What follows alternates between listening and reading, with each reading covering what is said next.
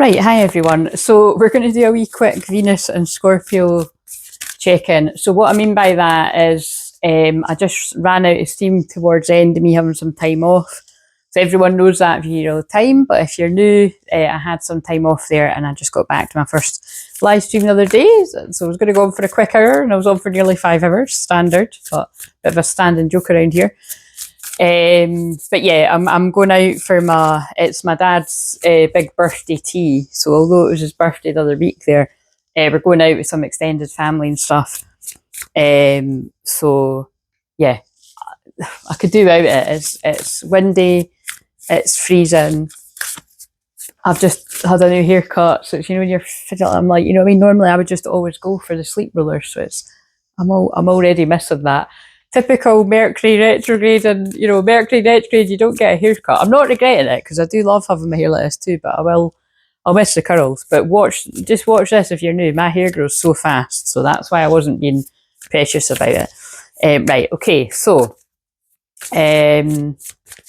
what have we got? So what have we got? Let's just oh yeah, so what I was saying there is on the Fridays I do the Venus message because Venus rules Fridays and it's to do with love and feminine energy. And I do the Mars messages on the Tuesday because that is the masculine energy. So, and when I done this a few years ago, I was actually doing one of each every day. But because I do that many other themes, it's like, I might go back to that, but we'll just stick to that for now.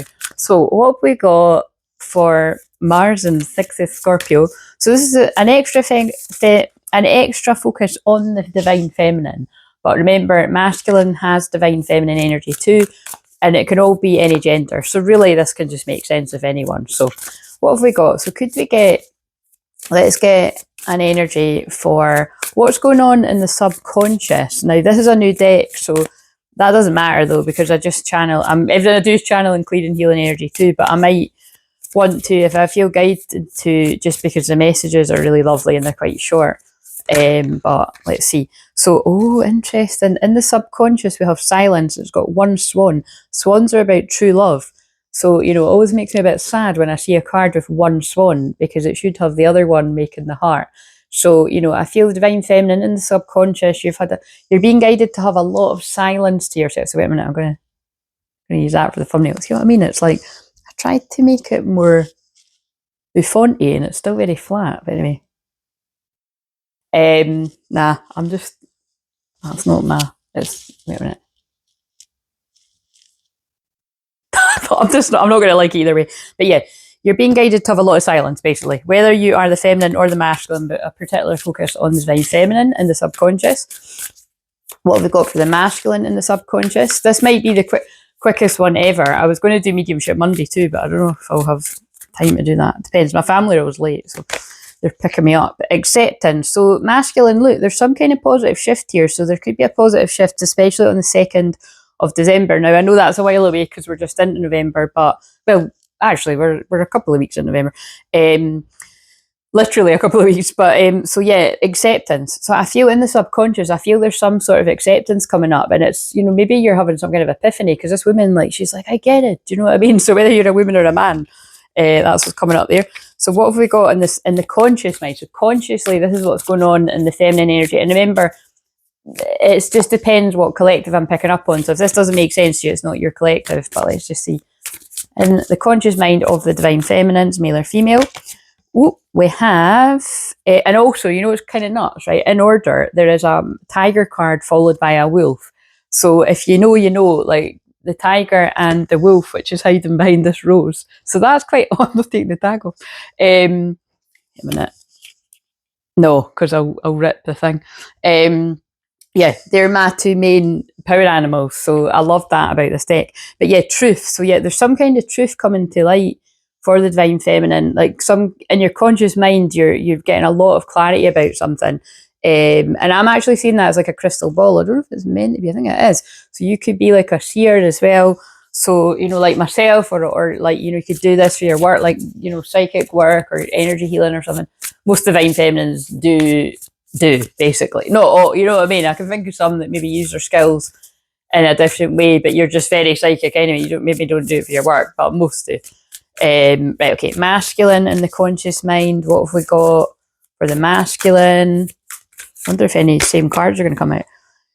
We have essence, right? So this is one that I would like to read it now. Is that a koi fish or is it a goldfish? We'll see when we read it. So the 19th of December could be a significant date too. That's when, actually, I think that's the day I'll probably wind down from work with clients, but it just depends. I'll see how I'm feeling at the time. But yeah, essence. So I'm going to read that one from the book. So this is consciously, in the conscious mind of the masculine, male or female. Find your essence, simplify and contemplate in the Zen garden of your mind. You see how that fits with the feminine and silence and subconscious? I can see how it all fits. Discover the stillness in the centre of the cyclone. Ooh. Do what's important and let go of the rest. Right. So it feels like this is important. I even get, because again, by the time you see this, I'll be back cozy in my jammies. Like I'll not be publishing it till I get home because I'm not going to schedule it like that. So it's kind of like, I'll just trust that, you need to see it for the weekend or something. Peel away everything that isn't truly you and let your essence shine. If you've ever watched a cut crystal hanging in the window in the sun, you'll remember seeing small rainbows around the room. Yet they all emanate from the same source. You have different parts that compromise your identity, yet beneath it all is your spiritual core. Take time to find your source and live life from your center. If something doesn't give you joy, don't do it. Or find a way to make it more pleasurable. It reminds me of Bruce Almighty. Every time I mention Bruce Almighty, it reminds me of the scene where she's crying and she's like, I don't want to love him anymore. Help me let it go. And, and he's looking through the window with eyes of God, like, I just want her to be happy. You know what I mean? Like, please God, let her be happy. And then, there's a lovely twist of fate and, it's like he gets a second chance. So I feel like there's something in that there as well. So don't try to expand. Basically, she prays for him every night. That's probably like she's always praying for him. You can see why I love it, because I'm always praying for everyone, but obviously I'm always praying for my masculine. Don't try to expand your personal power and intent without first exploring and understanding the wisdom of your soul. In my essence, I am joy. Yeah, so there is a happy energy. Right, so what have we got for the combined energy? And it's Virgo moon as well just now, so that's getting shit done. The Virgo moon actually was exactly conjunct the South Node in Virgo, which is about the past lives, letting go of the past. So there could be a huge emphasis on letting go of the past. Yes. And with Venus and Scorpio anyway, Venus and Scorpio is, I was just thinking back to when we had that eclipse as well. Like that was definitely about, like the Virgo one, when that eclipsed the South Node, that was a huge releasing of karmic energy. Even if it was like energetically, and it's literally happening now, but for some people it might be literally, but they just reminded me of that. But yeah, it's decluttering. So, and because the South Node's in Virgo too, whenever the moon is meeting up with that, it's like your feelings might really go to decluttering. And notice how it really tied in with the shorts, where I spoke about feng shui and decluttering. But that's my thing anyway, because my Aries sun sits in the house of Virgo. So I love things to do with decluttering, space clearing and everything like that. If you want a distance house clearing, or you want me to help you with that in a session or something, right? What's the combined energy? We have beginnings. Oh, lovely. And it's got a very mystic, that actually is very Bruce Almighty too. Do you know what I mean? It's like, look, it's a girl on a bike going through the clouds of balloons. So there could be some kind of, and I'm going to my dad's birthday meal. That's hilarious. So there's definitely something about celebrations, birthdays, parties, anniversaries, things like that. New beginnings, right? And the 7th again of the 7th, the 7th of November could be significant, or and I've just opened the healing, so healing significant, or the 7th of December could be significant. So the combined energy is beginnings. A new cycle is beginning in your life. Wipe the slate clean. It's now time to release the old and start again. So for anyone that's new, do you see how that tied in with me talking about decluttering the past? And that comes out, I mean, that's what I mean. It's just God and the guides and the loved ones speaking through me. So life goes in cycles, and the phases of the earth, the plants die to fall so that there can be a new birth in the spring. It's universal dance of death and rebirth. There's time to end and begin, and this is the close of one cycle and the beginning of another. So I would say it's the close of a karmic cycle and the beginning of new cycles with true twin flames together, or whatever that closing of something, a karmic addiction habit in your life, and you're picking up a new habit, however it fits for different people, because not everybody is ready to reunite with twin flames, you know what I'm saying? Although it's often difficult to release familiar routines, situations, or relationships when they no longer empower you, your soul asks that you not cling to the old. Absolutely, with the moon meeting up with the... What's wrong with that dog? So I don't know if you can hear that, but that dog's going crazy. So that could be, I always feel that it's like a warning. That dog sounds like they're in distress. Probably doesn't like the weather. The old, but set sail into new waters. Face your fear and allow yourself to stretch in a new direction. Your soul is at your side and wonderful opportunities will be born in your life. Wholeness occurs when you can say yes to both endings and beginnings.